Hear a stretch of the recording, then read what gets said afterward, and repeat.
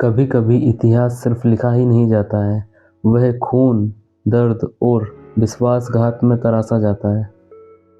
और दुनिया में एक ऐसा हीरा है जिसे जिसने जिसने पहना उसका भयानक अंत हुआ। आज हम बात करने वाले हैं दुनिया के सबसे रहस्यमयी हीरे की, कोहिनूर। शायद ही आपने इसकी पूरी कहानी सुनी हो। आखिर क्यों कोहिनूर को कर्स डायमंड कहा गया? क्या वाकई इस हीरे की वजह से साम्राज्य गिरे? और इस हीरे को जिस महारानी ने पहना उसकी क्यों दर्दनाक मौत हुई? तो चलिए शुरू करते हैं एक ऐसी कहानी कोहिनूर की जिसे सुनकर आपकी रूह कांप जाए।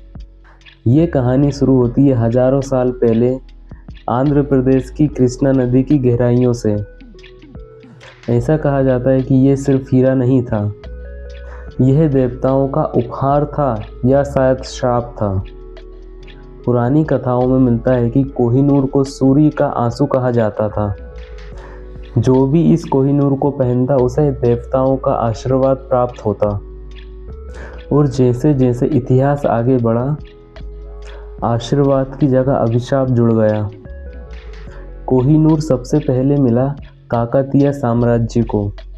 रानी रुद्रमा देवी के बाद जब ये हीरा उनके वंश में गया, तभी से राज्य में अजीब घटनाएं शुरू होने लगी। यह साम्राज्य मजबूत था, लेकिन अचानक से दुश्मन राज्य उठ खड़े हुए, अचानक से युद्ध होने लगे और ऐसे ही कुछ सालों में यह साम्राज्य पूरी तरह से टूट गया।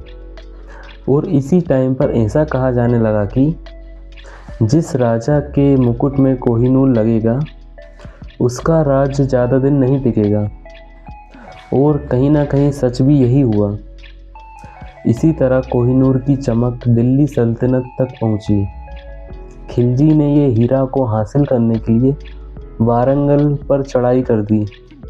जब उसने ये हीरा को पाया वह बहुत खुश हुआ, लेकिन खिलजी साम्राज्य को घेर लिया साजिशों ने।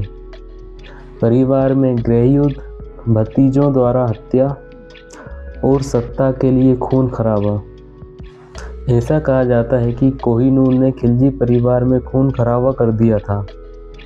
जो भी इस कोहिनूर को पाता उसकी किस्मत अंधेरी हो जाती थी।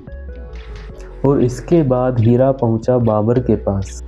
बाबर ने इस हीरे को खजाने में रखा और बाबर को ये बात पता थी कि कहीं ना कहीं ये हीरा श्रापित है। बाबर को पता था कि ये हीरा कभी भी खुशियां नहीं लाता। बाबर के बाद ये हीरा गया हुमायूं के पास।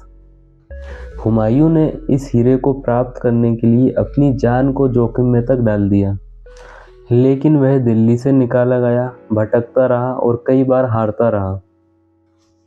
और कई इतिहासकार ऐसा कहते हैं कि उसकी इतनी सारी परेशानियां संयोगवश नहीं थी। लोगों ने उसकी परेशानियों को देखकर हीरे के श्राप से जोड़ना शुरू कर दिया था। फिर इसके बाद आता है शाहजहां, जिसने कोहिनूर को अपने सिंहासन में लगा दिया। लेकिन सोचिए, इसी शाहजहां को अपने ही बेटे औरंगजेब ने कैद कर लिया। इसी के साथ साथ उसकी प्रिय मुमताज की भी मौत हो गई। ताजमहल के बाद अकेलापन और दर्द। औरंगजेब ने ये हीरा लिया, लेकिन उसके राज में भी विद्रोह होने लगे, दक्षिण में हार हो गई, उसके ही बेटों में युद्ध होने लगा और इसी तरह साम्राज्य कमज़ोर होता गया। इसके बाद ये हीरा पहुंचा बहादुर शाह जफर के पास। सभी जानते हैं कि मुग़ल साम्राज्य का अंत कैसे हुआ। ऐसा लगता है जैसे जहाँ जहाँ कोहिनूर गया वहाँ साम्राज्य का पतन साथ गया। इसके बाद 1739 में दिल्ली पर हमला किया गया। खून की नदी बहती रही। नादिर शाह लाल किले में घुसता है और हीरे को प्राप्त करता है। मोर सिंहासन पाता है और मोर सिंहासन में ही था कोहिनूर। और जैसे ही नादिर शाह ने कोहिनूर को देखा, तभी उसने बोला, को है नूर। इसका मतलब होता है रोशनी का पहाड़। और यही नाम आगे चलकर कोहिनूर बना। लेकिन इसका नतीजा क्या हुआ?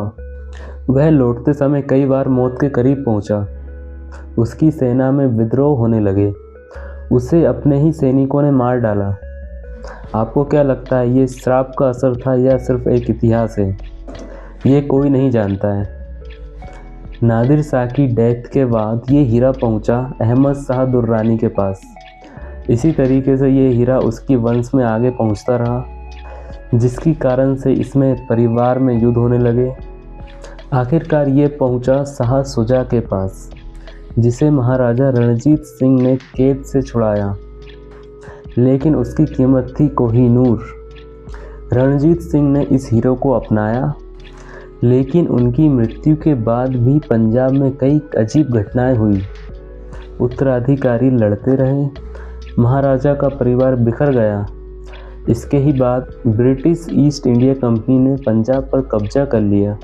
ऐसा कहा जाता था कि कोहिनूर जहां जाता था वहां की सत्ता बिखर जाती थी, और कहीं ना कहीं इतिहास इसको सच साबित करता है।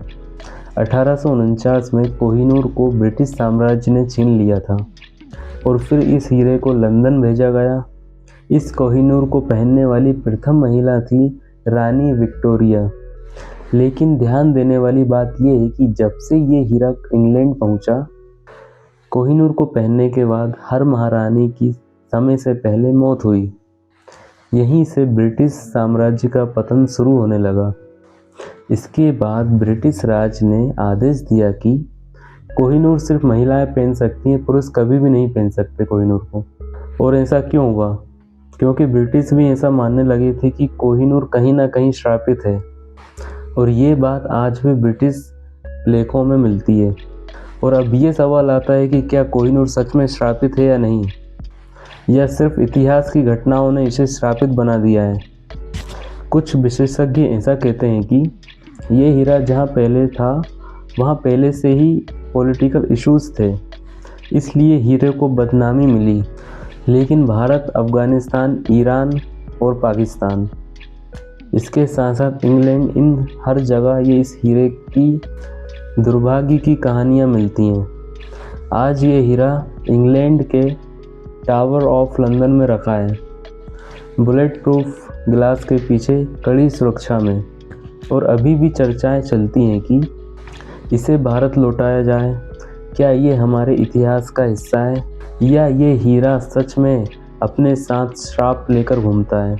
दोस्तों, कोहिनूर सिर्फ एक हीरा नहीं था, यह साम्राज्यों का इतिहास, लालच का प्रतीक और शायद एक श्राप की कहानी है। और क्या आपको लगता है कि कोहिनूर सच में श्रापित है, या सिर्फ ये इतिहास के अंधविश्वास हैं? कमेंट में ज़रूर बताएं। अगर आपको ये वीडियो अच्छा लगा हो तो चैनल को लाइक, शेयर और सब्सक्राइब करना ना भूलें। Thank you.